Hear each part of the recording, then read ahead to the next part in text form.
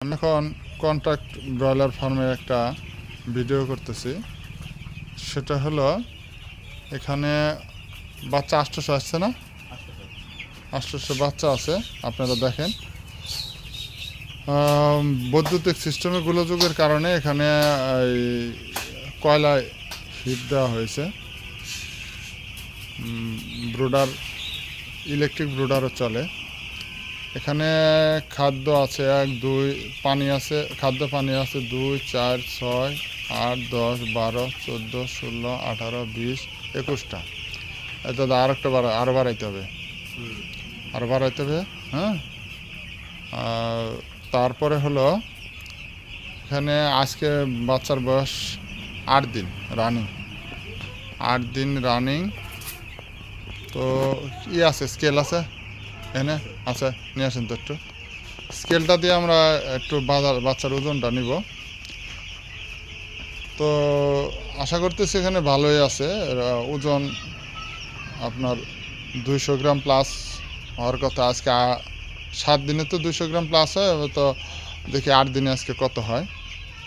আপনাদেরকে যে বিষয়টা দেখাবো, এই যে দেখেন ব্রুডিং সিস্টেমে আপনি যদি ঘরের ভিতরে আরেকটা এই উপরে খোলা রেখে পলিথিন দিয়ে ঘর করতে পারেন, তাহলে তাপটা মোটামুটি ধরে থাকতে পারবে, ধরে রাখা যাবে সম্ভব। দেন তো হ্যাঁ, ওখানে তো দৌড় দিবে। একটা ছোটো আনতেন, জিরো খারা আছে না, 210 গ্রাম, 210 আছে। ধরেন দুইটা ধরেন না একসাথে। 196। এটা কি ছোটোটা ধরতেছেন না বড়টা ধরতেছেন? এই তো 200, একটু কম আছে, তবে খারাপ না। আরও কয়েকটা ধরেন তো, আরও কয়েকটা ধরে, আরও কয়েকটা ধরে। ওজনটা এই 173। এইটা এত কম হলো, মানে 175 হলে পরে কয় ব্যাগ শেষ হয়েছে? 200 প্লাস হওয়ার কথা। 3টা না, শেষ হয় নাই তো খাবার খাইয়া।